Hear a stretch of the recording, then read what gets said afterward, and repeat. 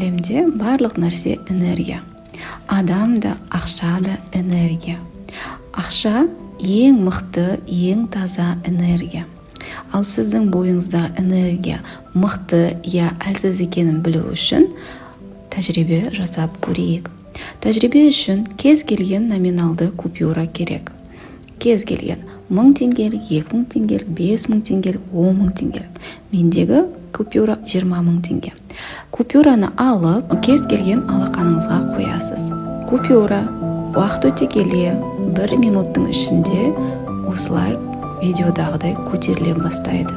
Энергияңыз мықты екенін білуге болатын себеп ақша осы сіздің алақаныңыздан көтерілген энергия, я болмаса саусақтарыңыздан шыққан энергия арқылы майыса бастайды. Егер қағаз екі бүктеліп қалса, демек сіздің энергияңыз мықты екенін білдіреді. Мықты энергияға ешқандай тіл, көз, теріс энергиялар әсер ете алмайды. Тексеріп көріңіз.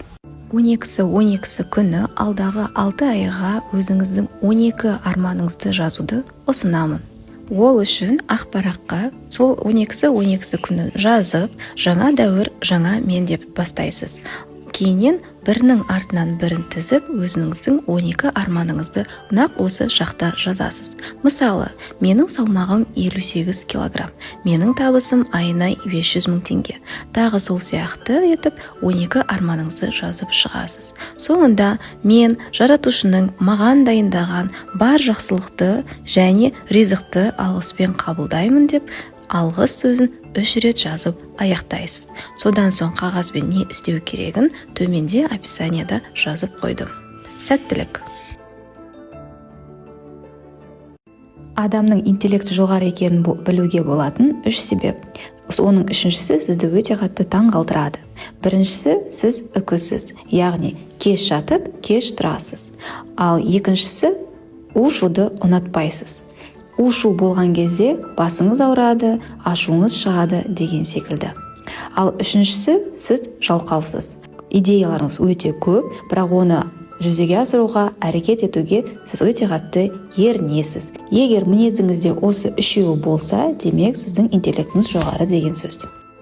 Шұғыл қаражат керек кезінде істеуге болатын техника. Алдымен видеода көрсетілгендегідей 8 дөңгелекті сызып аламыз. Ол дөңгелектің ішіне сізге қазіргі таңда жетпей тұрған сумманы жазамыз. Сумма сіздің табыс көзіңізден 2 есе асып кетпеу керек.